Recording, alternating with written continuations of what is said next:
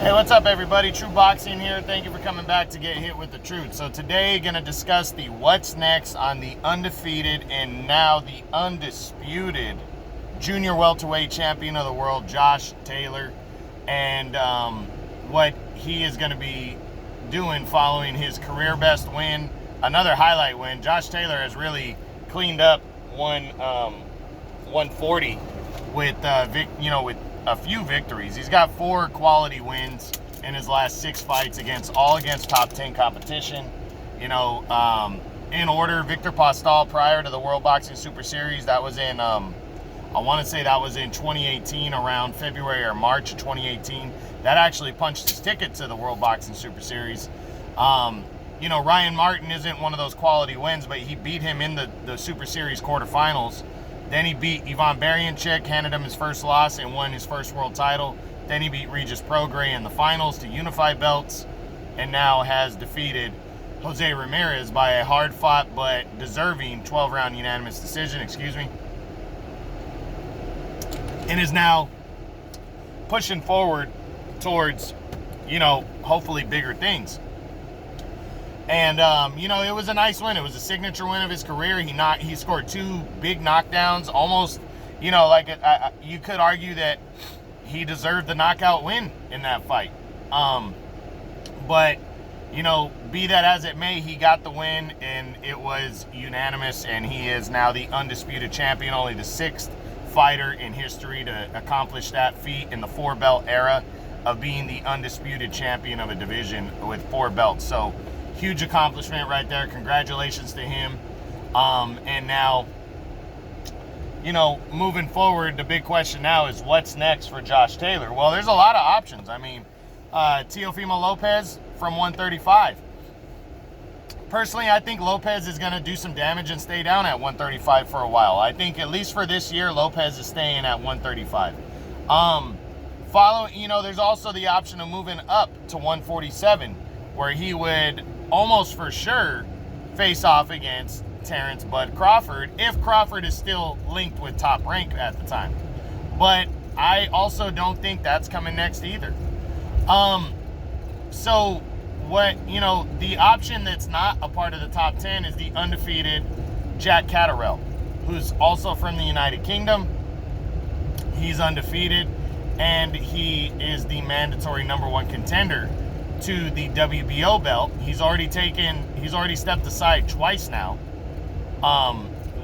Both times for Jose Ramirez to fight other opponents. And now he's in line to fight for that title. He was guaranteed the shot. Taylor said, if he's next, he's next. That's what he said in a press conference. I think he's going to weigh his options, but this is the likely choice because he gets to make a mandatory defense of the undisputed title, not just the WBO belt. As long as all 4 governing bodies are okay with him holding on to their belts, the WBA shouldn't have a problem. The IBF does not have a mandatory #1 contender right now. And the WBC, they have a #1 contender in Jose Cepeda, but I honestly don't think they're going to mandate that fight. So what I'm looking at is, I think this is the logical choice is Catterall, because he gets to have a homecoming undisputed title fight, against Catterall. He'd be a heavy favorite going in, and after that he could see what he wants to do. But let's run through the top 10 anyways and see if any of these guys could be an option next or even after a possible showdown with Catterall. So Taylor obviously is #1. #2 is a potential rematch with Jose Ramirez. I don't see it. I don't think Taylor sees it as something he has to do. It was a close fight in terms of rounds, but in terms of, who won the fight, it was clear. Taylor won the fight. I personally had it 7 rounds to 5, but the 2 knockdowns give him 2 extra points. He almost knocked Ramirez out. And I feel like part of the reason, he didn't win more rounds was I felt like he kind of held on in the last couple rounds, and Ramirez outworked him and won those rounds. So I don't think he sees this fight as a have to. Possibly after a Catterall fight if Ramirez were to earn it. But right now, I'm not seeing it, so I'm going to say no. Number 3 would be a rematch with Regis Prograis. I don't think Taylor's interested in this fight yet. I think after Catterall, it's something he would consider, which is why I believe Prograis needs to go and defeat Jose Cepeda to become the WBC's number 1 contender, or fight him for the interim belt. And then, you know, the WBC, I think if Prograis, who has a huge name, and Taylor's still champion, I think the WBC would mandate that fight next.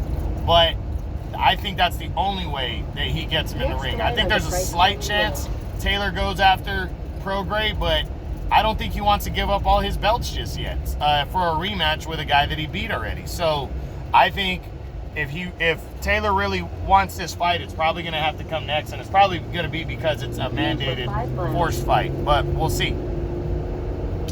Number 4 is Jose Cepeda, the former two-time world title challenger. Well, he's number 1 contender to Taylor. I think there's a slight chance the WBC orders this fight.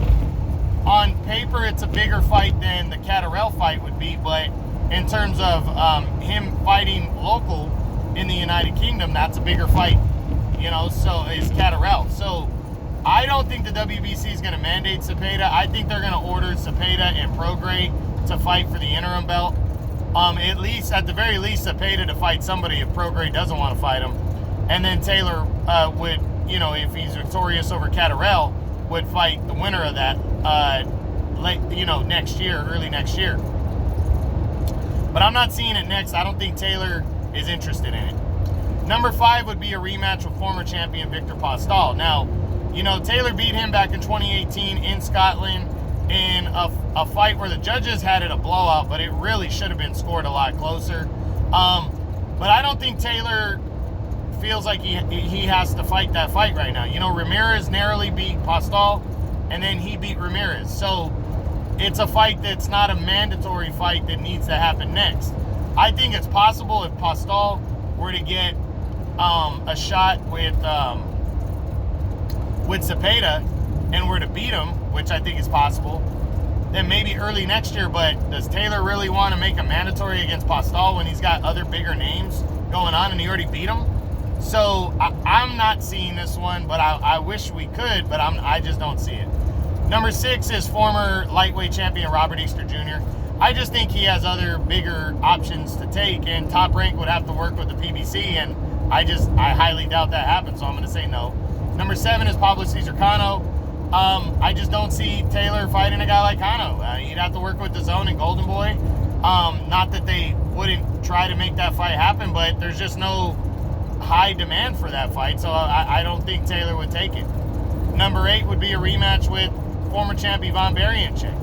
He doesn't need that fight. Barianchek's coming off a knockout loss anyways last year to Cepeda, so he hasn't really worked his way back into the mix to mandate that fight, so I don't see it. And then, you have Jose Pedraza. Possible because he's a top-ranked guy if there's no other options, but I really think it's going to be a mandatory, or he's moving up in weight, or he goes after a Prograis fight if he doesn't make a mandatory and stays at 140. So I don't think Pedraza's on his radar, but I wouldn't completely rule it out because it is an easy fight to make. They're both top-ranked guys. And then finally, at number 10, Adrian Granados. I don't see it. Just no point in it. Plus, Granados has ties with the PBC, and Taylor's with Top Rank, so not seeing it. So, what do I think Taylor's going to do next? I really believe it's going to be Jack Catterall. He got the major win of his career, comes home, makes an undisputed title defense against Jack Catterall, holds on to all 4 belts, and then sees what maybe Teofimo Lopez wants to do. Sees the landscape at 147 if Terrence Crawford wants that fight for early next year. Or he sees who his other mandatory number 1 contender is with Regis Prograis. I really think that's the only other guy. That's the only guy he's going to fight in a rematch would be Prograis. But I don't even know if he wants that fight. That was a dangerously close fight, and I think he's looking at it like, I'm the undisputed champion now. Prograis hasn't done enough. I don't need to fight him again. So unless there's a high demand for that fight, I don't know if he does want to fight him. So we'll see. I think that's something that Taylor's going to have to want. And with options like Teofimo Lopez or Terrence Crawford, but to welcome Lopez to come up or Crawford at 147, I'm just not sure Taylor wants to go back to somebody he already beat, you know? And that's the way he's going to look at it. At least that's going to be the excuse that he makes for why he's not willing to have a rematch. So we'll see, you know. That's the what's next on Josh Taylor, the undisputed and undefeated junior welterweight champion of the world at 140 pounds. So I hope you guys enjoyed it. True Boxing, you've been hit with the truth.